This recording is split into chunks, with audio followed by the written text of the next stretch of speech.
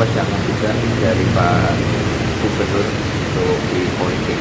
Satu adalah fokus, yang kedua tidak menghina orang lain. Santai semuanya tadi. Oke, terima kasih ya. Terima kasih ya.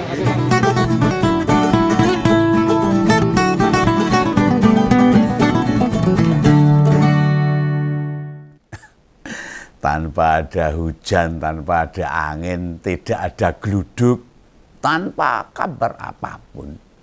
Kemarin itu Ketua Umum PSI tiba-tiba menemui Gubernur DKI, Mas Pramono Anung.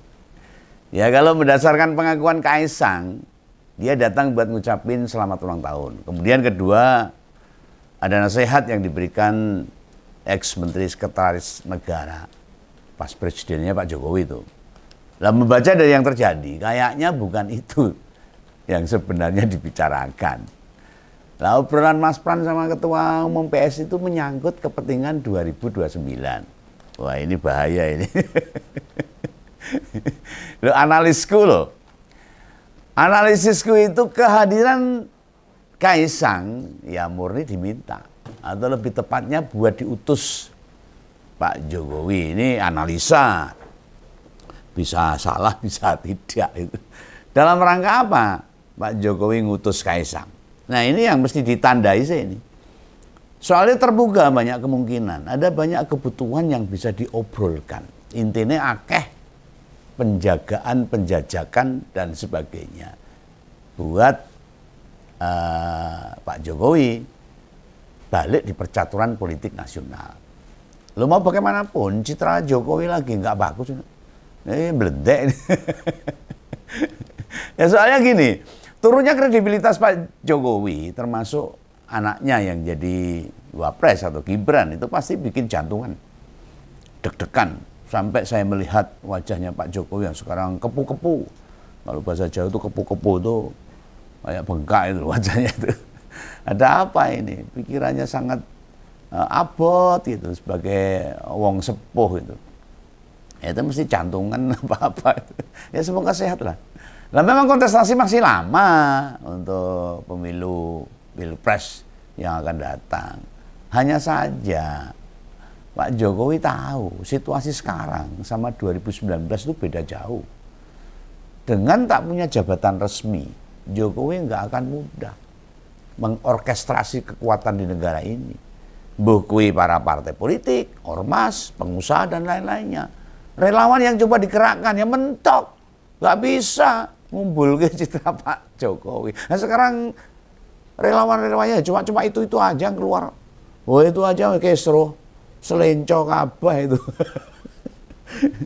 Yang punya kemampuan yang hebat, kredibilitas, yang punya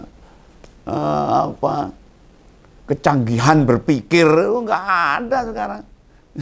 Cuma tersisa itu aja. Nah pertemuan kemarin itu mencerminkan salah satu upaya usaha yang sungguh-sungguh biar Jokowi masih punya posisi tawar dengan partai politik atau mungkin dengan para politisi-politisi yang lain.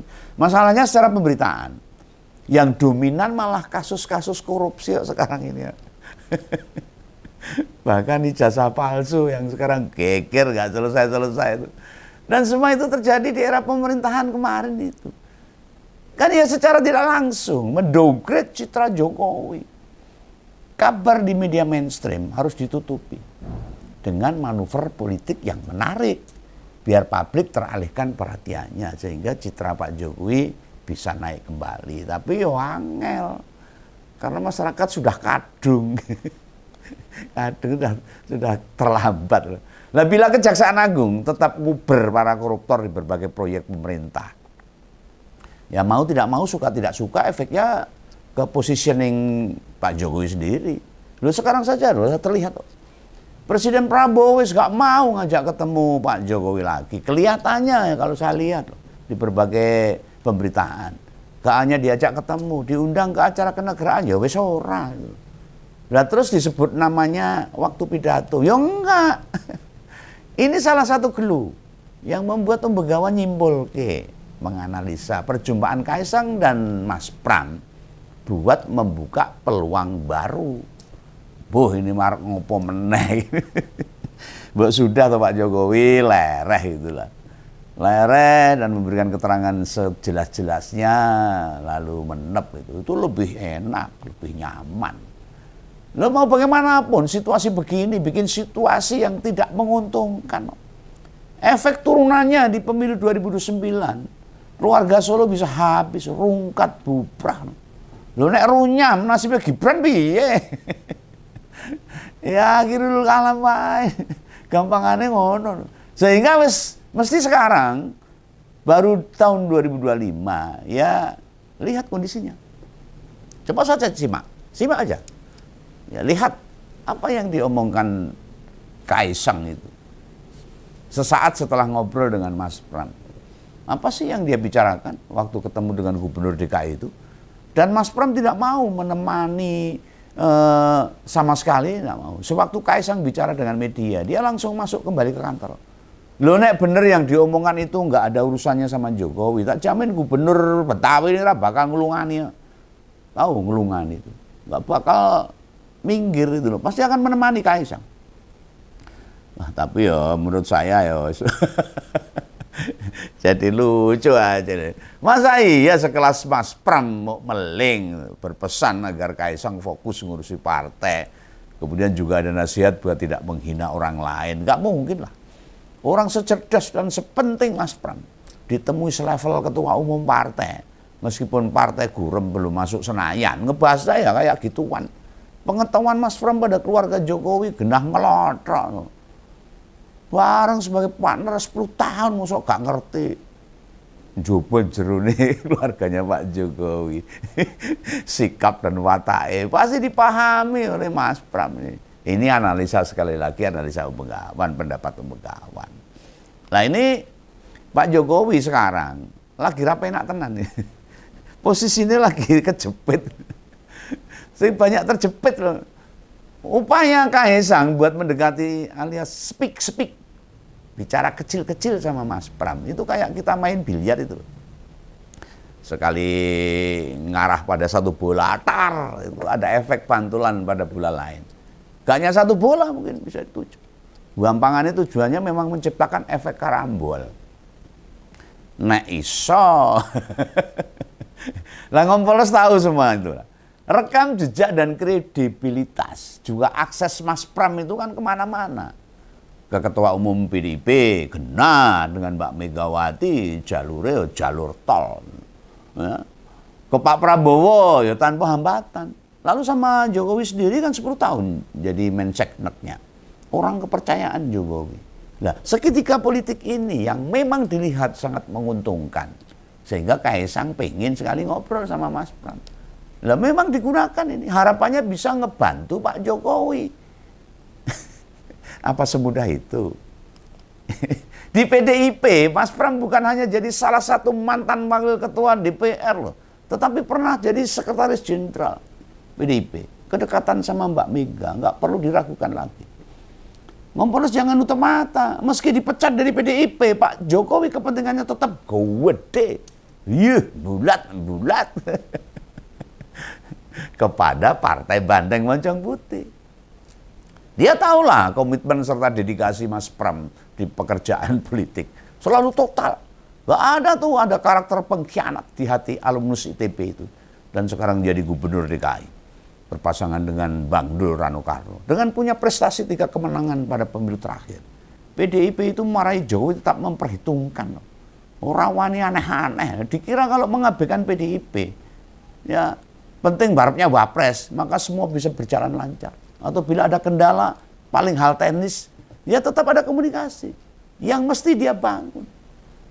Malah kemarin menghancurkan PDIP, keliru. Maka dicarilah siapa individu di Partai Bu Mega yang punya jalur khusus, jalur tol, jalan tol, terutama pada ketua umumnya. Dipilihnya lah Mas Pram. Dan secara subjektif ya Begawan. Ini saya ngira-ngira itu. Ada harapan besar Pak Jokowi buat bertemu dengan Bu Mega. Itu harapan dari Jokowi. Sedangkan buat Bu Mega, wes membel. Gak penting banget lah. Lah wis dipecat wis kebacet. Tapi Pak Jokowi siap dengan konsekuensi apapun. Mau diusahakan bisa menghadap. Mbuh pas ketemu engko diseneni, diunek-unekke atau dimarahi habis-habisan ya nggak apa-apa. Penting publik melihatnya mereka ketemu. Nanti setelah pertemuan narasi ke publik kan bisa dikondisikan. Ya toh? Sen kanan belok kiri. Bila mereka sudah rekonsiliasi misalnya, sudah rukun. Kan bisa gitu. Lah wong Gibran saja yang sempat ketemu Mbak Mega pas sebelum upacara Hari Pancasila 2 Juni lalu ikut diuntungkan kok. Ini jadi penanda urgensi atas tujuan politik Jokowi di masa mendatang itu. Yang berikutnya, kedekatan Mas Pram dengan Presiden itu ya nggak bisa diabaikan. Pak Jokowi berupaya nyedak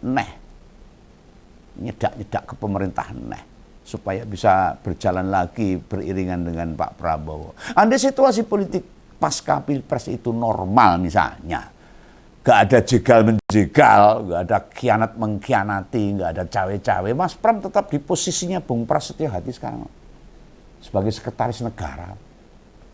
Kan pas fit and proper test menteri-menteri, Mas Pram nyelip saat para kandidat menteri dipanggil ke Kertanegara.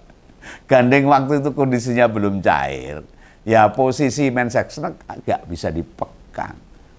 Oh iya nih, Mas Pram sekarang gubernur DKI kok. Mau tidak mau, suka nggak suka, Presiden butuh juga.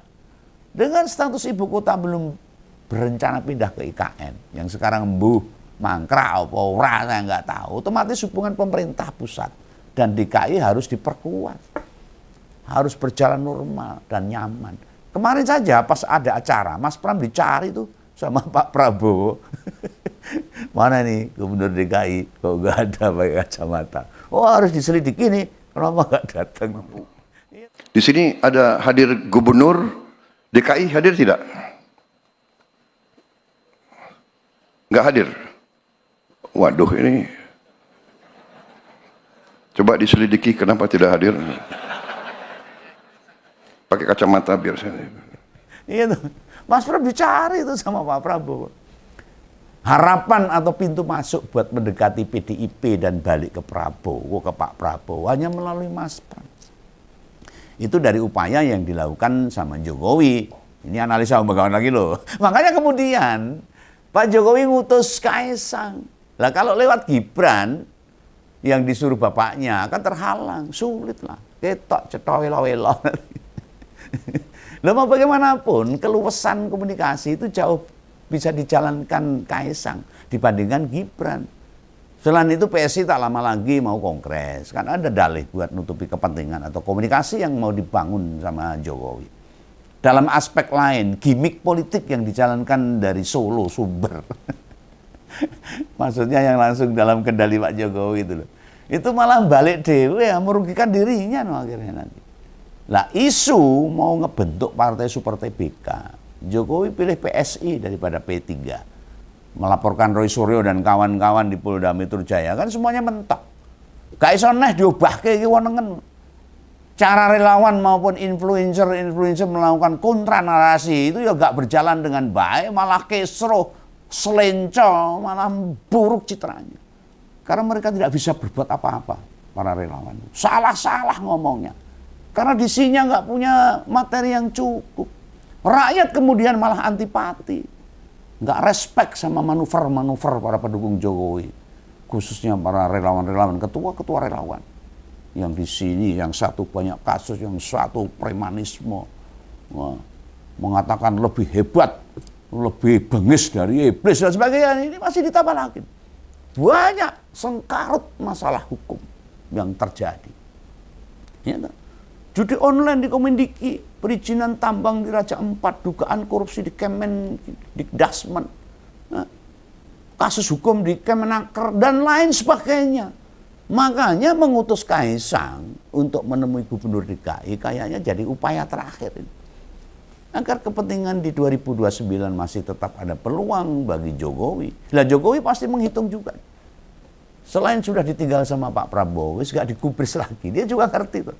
Ikut dalam gerbong pemerintah itu merugikan. Dia akan menjaga Gibran. piye carane sebagai orang tua. Aduh, sampai kipu-kipu itu Pak Jokowi itu. Ya saya dalam hati kasihan itu. Lah piye cara Pak Prabowo buat memastikan negara ini baik-baik saja, nggak bisa kok. Apa yang diharapkan rakyat sama kebijakan pemerintah? Lah itu telisipan loh, beda karep loh. Nek tetap ngikup di gerbong pemerintah. Oh ya Bapak Bundas malah nggak bisa ada yang dibanggakan supaya masyarakat lebih kembali lagi mencintai dan memuja Jokowi. Seakan-akan saat ini sudah mulai habis manuver-manuver Jokowi yang akan disuguhkan pada masyarakat. Dan masyarakat sudah mulai paham.